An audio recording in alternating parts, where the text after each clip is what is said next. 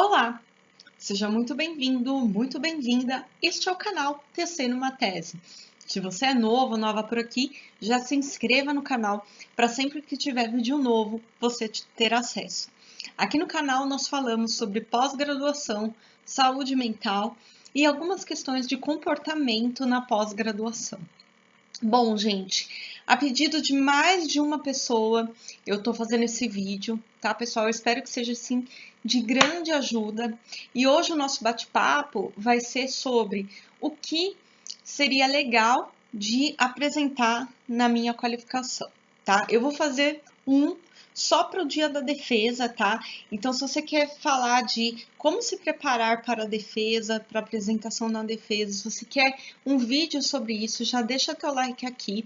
Com 30 likes, eu vou entender que vocês querem que eu faça a parte da defesa, né? Como me preparar para fazer a apresentação da minha defesa. Vamos combinar assim? 30 likes, eu gravo o vídeo da defesa, tá bom?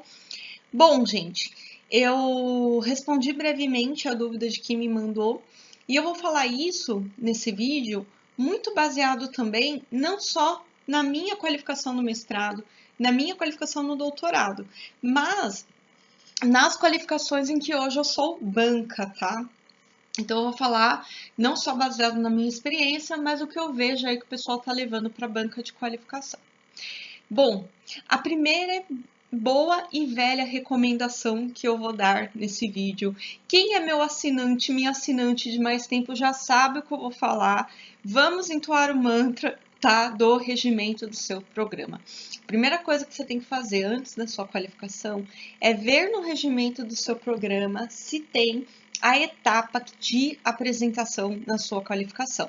Por que eu já vou trazer isso como primeira sugestão, primeira orientação? Porque, pessoal, eu fiz o meu mestrado em uma universidade e o meu doutorado em outra. Na universidade que eu fiz o meu mestrado, por exemplo, não tinha apresentação na qualificação. Não tinha. A gente sentava, os professores, as professoras convidados e convidadas já faziam a arguição e isso era a qualificação aonde eu me tornei mestre, tá? Já no meu doutorado, eu fiz meu doutorado na USP. O regimento era outra coisa, era totalmente diferente. O regimento onde eu me doutorei, por exemplo, previa na qualificação 30 minutos de apresentação. Se você estiver fazendo mestrado, doutorado na USP, veja como está hoje e não leve esse vídeo em consideração, tá? Porque na época que foi minha qualificação, ou seja, foi em 2018. Pode ser que tenha mudado, tá, gente? Eu qualifiquei em 2018. Esse barulho é minha gata, tá? Abstraio, por favor. Então, pode ser que tenha modificado, mas, por exemplo, o que está no regimento? Tem algo no regimento sobre tempo de apresentação na tua qualificação? Ah, Catarina, não tem. Tem regimento que não fala nada sobre. Aí você vai falar com o seu orientador, com a sua orientadora. Olha, quanto tempo eu vou ter para fazer a minha apresentação? É necessário que eu apresente algo na minha qualificação? Além do material que você já entregou previamente para a banca? E ela vai, se não tiver no regimento, a sua orientadora, o seu orientador, vai determinar, tá? Então, o primeiro passo é ver esses acordos, tá, gente? O que eu sempre falo, combinado não sai caro. É a primeira coisa que a gente precisa ir atrás, tá? Às vezes, no ímpeto, eu vejo que no mundo acadêmico isso acontece muito. No ímpeto de você fazer algo bom, você sai fazendo as coisas e não vê as condições para que você faça aquilo. Não vê o acordo, né? E aí, muitas vezes, a estudante fica frustrada, porque não foi do jeito que ele queria, não foi porque você não viu o acordo antes. Então, algo para você se prevenir, se precaver, é ver esse acordo, tá bom, pessoal? Bom, você tem lá tanto tempo para apresentar, que está lá no seu regimento, ou foi um acordo entre você e seu orientador, sua orientadora. O que você tem que fazer agora? Bom, você vai apresentar, se for uma qualificação, a ideia central, né, da sua tese, da sua dissertação. E tem um pulo do gato que eu gosto de falar sempre, porque se a pessoa não apresentar isso numa qualificação, é a primeira pergunta que eu faço para ela. Então, gente, o que você vai precisar? O que a banca vai ver numa qualificação? Isso independente se você é da área de ciências humanas, sociais, biológicas, exatas. O que a banca vai avaliar numa qualificação? Se você tem condições, tem as condições necessárias para executar aquela pesquisa e para finalizar aquela pesquisa. Esse é um dos critérios. O segundo é, a banca vai levar sugestões para você melhorar mais ainda o seu trabalho, uma vez que ela viu que você provou que tem condições de fazer e terminar aquela pesquisa. Tá? Então é isso que a banca, esse é o critério, isso que a banca vai julgar quando ela for olhar o seu trabalho. Tá? A banca é sua amiga, é o que eu falo sempre. Isso era uma conversa que minha orientadora teve comigo. Tá? As pessoas que estão lá naquela banca, necessariamente o intuito é que elas te ajudem com sugestões e orientações para sua pesquisa, tá? Não é o objetivo ali, não é, menosprezar teu trabalho ou qualquer ação do tipo, tá? Então, assim, o objetivo de uma banca é esse, né? Dar sugestões, recomendações para que a sua pesquisa ela fique o melhor possível, tá? Bom, posto isso, posto esse primeiro ponto, trazendo para você o que uma banca avalia de qualificação, o segundo ponto é você montar uma apresentação que é um entremeio entre o que você já desenvolveu na sua pesquisa, caso você já tenha desenvolvido, vai depender muito do momento que você está no seu mestrado, no seu doutorado, e o que você pretende fazer, quais são os próximos passos. Então, é esse o desenho de apresentação que você precisa ter em mente na hora de montar. E tem programa que a qualificação é só o projeto de pesquisa da pessoa. Eu não gosto muito desse modelo, sendo bem honesta, porque a gente não vê a performance de quem pesquisa nesse modelo. A gente vê o que essa pessoa projetou apenas. Eu tenho um pouco de reserva. Quando é um programa que tem esse modelo, eu faço mais perguntas. Eu tento fazer perguntas de execução mesmo, para ver se a pessoa tem capacidade de executar aquela pesquisa. Tem programas que é mais o teu projeto de pesquisa, mais do que você já conseguiu realizar. Então, a pessoa ela leva o desenho, ela já transforma esse projeto num esboço de uma introdução e mais aí alguns capítulos, né? Um capítulo teórico, ou já leva as entrevistas, caso tenha aí uma empiria, ou leva o levantamento bibliográfico. Vai dependendo também do que cada programa pede, né? Cada orientador, cada programa pede. Mas o que eu recomendo, né? O que eu essencialmente acho importante ter, independente do que depende ou não de um programa. Bom, a primeira coisa que precisa ter, que é imprescindível numa apresentação de qualificação. Qual é o tema da sua pesquisa? Então, você consegue contar para mim qual o tema da sua pesquisa? Então, é um dos primeiros slides, precisa constar isso, né? Depois do título provisório da sua dissertação ou tese, você já precisa discorrer sobre o tema do que você está falando, né? Então, é isso. A segunda coisa que eu acho essencial, que eu considero essencial, qual que é o problema da tua pesquisa? Gente, parece uma coisa simples, mas o que tem de pessoas que não sabem formular problema de pesquisa, estando no mestrado, estando no doutorado, não está no gibi. Não está no gibi, tá? Tem muita gente que tem dificuldade em formular problemas de pesquisa, né? Na minha aula de metodologia, tinha uma aula só para falar de problemas de pesquisa. Quem foi meu aluno, minha aluna de metodologia científica sabe, eu tenho uma aula só para ensinar o aluno, a aluna e alune a formular a pergunta, tá? Porque se você vai fazer uma pesquisa, você tem um problema de natureza descritiva, você escreve esse problema de uma maneira. Se você tem um problema de natureza experimental, você escreve o problema dessa maneira. Então, você precisa ver a natureza do seu problema. Claro, eu não vou dar uma aula de metodologia aqui no YouTube, mas você precisa ver a natureza do seu problema para daí pôr nas palavras certas. Fora que assim, se essa natureza ela te leva para uma pergunta em que você tende a querer explicar um fenômeno, é uma pesquisa qualitativa que você vai fazer, isso a grosso modo. Se essa pergunta te leva a identificação de algo, de um fenômeno, e não a explicação dele, isso te leva a uma pesquisa quantitativa. Né? Isso é uma regrinha básica. Então, tem pessoas que fazem perguntas de uma pesquisa que é exploratória, descritiva, com um teor experimental. Então, a primeira coisa que você precisa apresentar é o problema de pesquisa, porque a banca é a primeira coisa que ela bate o olho no seu trabalho. Né? Metodologia, problema de pesquisa e objetivo para um trabalho de qualificação. Né? Então, aqui a razão, o teu problema de pesquisa é a razão do porquê aquela pesquisa precisa existir.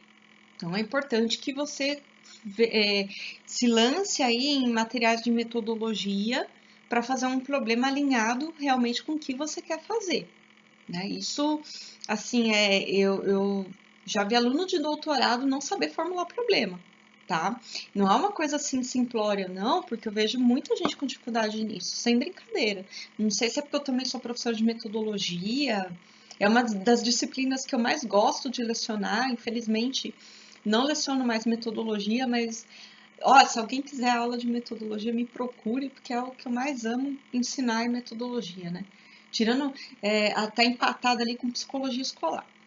Bom, gente, seguinte, você apresentou o teu problema. Depois do problema, você precisa ter uma finalidade em relação, uma vez que você identificou um problema, você precisa ter uma finalidade em relação àquilo, você precisa ter o quê? Um objetivo. Então, é interessante que você apresente o objetivo para a banca. Então, ali, você contextualizou falando o tema da sua dissertação ou tese, você trouxe o seu problema de pesquisa muito bem formulado, capricha, entendeu? É indicado, né, uma das primeiras orientações que eu faria, se eu orientasse aí mestrado, doutorado, primeira coisa que você faz como orientador é pegar com o seu orientando, o problema e os objetivos. Porque se não tiver bem formulado, vai prejudicar a execução da pesquisa da pessoa. Então, a primeira coisa. E uma coisa vai puxando a outra também, né, quando a gente pensa no projeto de pesquisa. Apresentou o objetivo geral. Né? Então, você vai ler o problema e encontrar a finalidade. Aí você vai encontrar o teu objetivo. Você vai ter que apresentar os objetivos específicos, ou seja, né, por quais questões você precisa passar para chegar no objetivo geral. Então, você precisa apresentar. Gente, outro erro que o pessoal faz quando apresenta objetivo. Isso eu já vi doutor fazendo, né? Doutoranda fazendo. Objetivos gerais. A, B, C, D, E, F, G, H, I, J, vai até a letra Z, se deixar.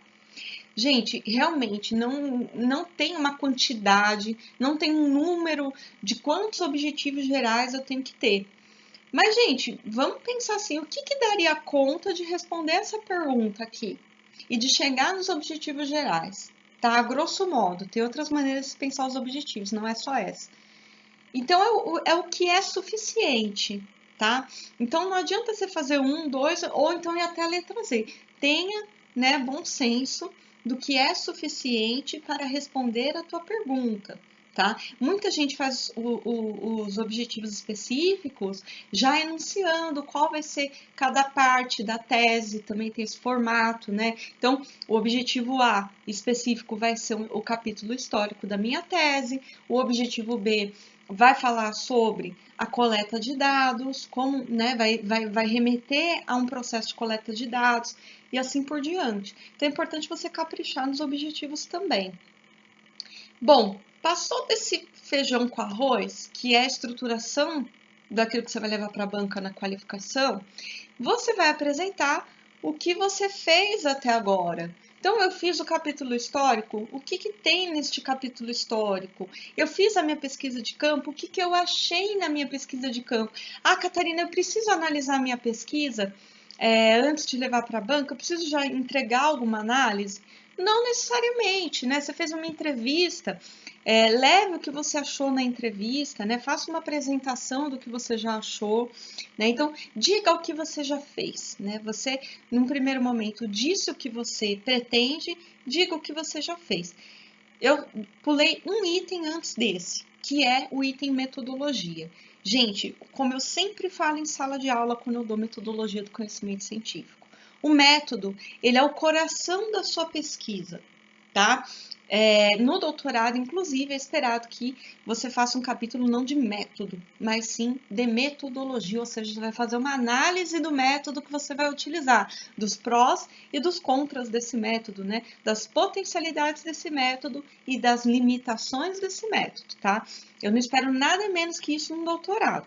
Tá? Mestrado a gente ainda, se fizer método, a gente aceita. Agora, doutorado, independente da tua área, você precisa demonstrar um domínio epistêmico, filosófico desse método. Não só conhecimento da técnica, mas como um domínio, uma discussão mesmo em torno desse método, tá? Então, você apresentou o tema, o problema, os objetivos gerais e específicos, e aqui você chegou no método, tá? Então, o método, qual que é a pergunta que a gente tem que responder no método? É como eu vou responder esse problema de pesquisa? De que maneira eu vou fazer a resposta desse problema? Qual instrumento que eu vou utilizar para responder esse problema?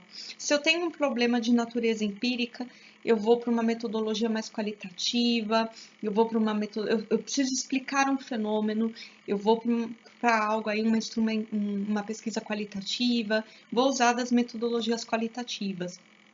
Se eu preciso descrever um fenômeno, dizer que aquele fenômeno existe na minha pesquisa, para uma pesquisa mais de ordem quantitativa, tá? Você vai precisar descrever a natureza da sua pesquisa, se é qualitativa, quantitativa, você vai precisar descrever o instrumento alinhado com essa natureza, você vai precisar descrever os participantes da pesquisa, no caso de uma pesquisa qualitativa, ou a amostra da sua pesquisa, no caso quantitativo, quais procedimentos, quais as etapas de coleta de dados você vai passar, que cidade que é a sua pesquisa, né? Tudo isso precisa estar na metodologia, numa apresentação, tá? E quais são, se você tiver no doutorado, por favor, isso diz que você tem uma maturidade intelectual maior para estar no doutorado, tá? Quais são as possibilidades e as limitações do emprego do método para o seu problema de pesquisa. Isso é fundamental, tá? Isso demonstra uma maturidade teórica muito maior como pesquisador, pesquisadora, tá bom, gente? Você fez ali o método, aí sim, você vai dizer o que você já executou da tua pesquisa, né? Os primeiros resultados, ou o que você já compôs, ou o que você já coletou no campo. O capítulo que você desenvolveu, você vai explicar para a banca.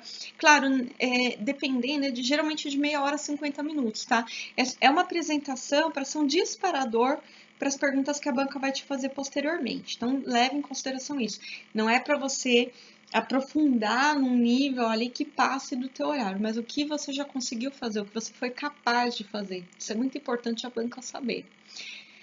E, por último, né, o que eu acho fundamental e pouca gente faz, e eu acho assim fantástico quando eu vou numa banca e a pessoa me descreve, né? Eu cheguei a fazer um roteiro na parte escrita e apresentei nos meus slides também, um roteiro dos próximos passos. O que eu pretendo fazer depois da qualificação?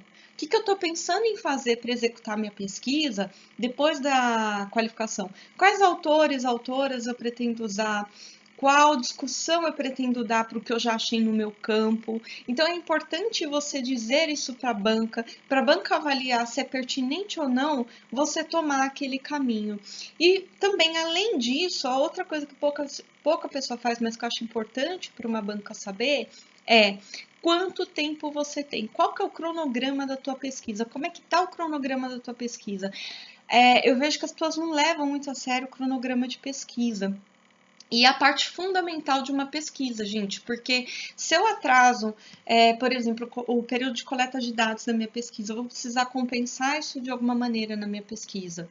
Entende? Então, por isso que é importante a gente seguir à risca aquele cronograma ou, se atrasar, fazer modificações, tá? Então, assim, apresenta o cronograma, os próximos passos, quanto tempo você tem, porque quando a pessoa não me põe isso na apresentação, a primeira pergunta quando eu vou arguir ela é: fulana, quanto tempo você tem para entregar a sua tese, para entregar a sua dissertação? Porque aí eu vou fazer as sugestões alinhado com o que essa pessoa pode fazer de acordo com o tempo que ela tem. Não adianta eu falar para a pessoa descobrir o ovo de Colombo se ela tem só mais um ano num doutorado. Entende? Eu prefiro que a pessoa faça uma pesquisa, se ela tiver pouco tempo, mais simples, porém honesta, com o mundo científico, do que sugerir um monte de coisa que essa pessoa não vai entregar. E além disso, gente, eu faço uma pergunta efetiva também, que eu gosto muito, que é: você tem um ano, mas quanto de tempo efetivo você tem por semana, né, de tempo líquido você tem por semana para realizar essa pesquisa? Aí a pessoa fala: professora, eu sou dedicação exclusiva, eu tenho bolsa, professora, eu trabalho 20 horas semanais, aí eu me dedico mais 20 horas para minha tese. Porque, gente, isso tudo faz parte, né, a capacidade de planejamento e execução e a administração do seu tempo faz parte também de competências fundamentais para você ser um pesquisador e uma pesquisadora. Não adianta você ter ótimas ideias e não saber executá-las. Você ter um problema de pesquisa que vai, assim, ganhar um Nobel no mundo científico e você não saber executar. Então, uma coisa vem junto com a outra, você percebe? Então, por isso que eu recomendo essas questões, né? Você levar em consideração esses pontos na sua apresentação, tá bom? No doutorado é um pouquinho diferente na defesa, tá? É aquilo que eu falei, precisa ser outro vídeo. 30 likes, eu libero outro vídeo, tá, gente? Mas esses são os pontos fundamentais. Tem uma postura aberta com a banca, sabe? Eu vejo que as pessoas tomadas por ansiedade, elas podem ficar um pouquinho reativas. A banca não tá lá para te prejudicar em primeira instância. Se o seu trabalho não tivesse bom, ele já não teria ido para a banca, tá, gente? Assim, se você tem um bom orientador, uma boa orientadora, quando o trabalho não chega, ele vai sugerir que você peça mais prazo, ele vai te dar algum feedback, né? Vai ser algo do tipo, não leve para a banca ainda, não tá bom para você levar para a qualificação do seu trabalho. Então, assim, se você chegou até a qualificação, é porque de alguma maneira o seu trabalho está apresentável. Acho que isso ajuda bastante para quem se sente ansioso, ansiosa nesse momento, regular a sua ansiedade, tá? E olhe para a banca como sua parceira de pesquisa. Eu falo assim, quando eu sou convidada para ser arguidora numa banca, é um trabalho muito nobre, ao meu ver.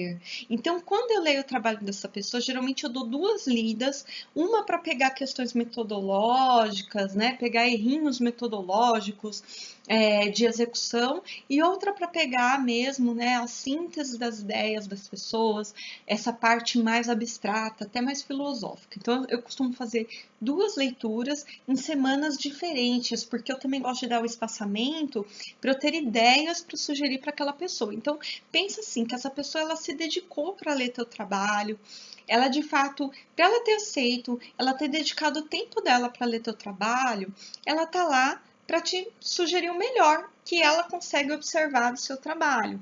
Então, gente, vão com uma postura aberta, uma postura mais cativa, né? Porque eu já passei por isso e eu sei que em algumas pessoas, em alguns casos, a ansiedade toma bastante, né? Então é isso. Claro, eu, por exemplo, eu procuro ser o melhor assertiva possível com as pessoas. Eu tenho um respeito muito grande pelo trabalho dos outros, né? Eu faço pontuações, mas sem ofender, sem menosprezar o trabalho daquela pessoa de modo algum. Não é o papel de uma arguidora, de um arguidor, mas vão com essa postura também, porque muitas vezes, né, a gente é ser humano. Então, se você já vai com essa reatividade toda, você pode deixar a pessoa mais travada mesmo de te dar alguma sugestão. Então, uma dica que eu dou: chegue com antecedência, tá? Não chegue atrasado, atrasada na sua qualificação, tá? Procure chegar com antecedência.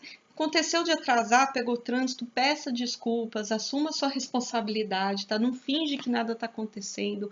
Respira, não vai começar a esbaforir da apresentação, tá? Isso tudo é coisa que eu já vi em departamento. Em nenhuma banca que eu fui arguidora aconteceu isso, até porque na pandemia é tudo remoto, né? Então acaba sendo. As pessoas acabam não se atrasando, né?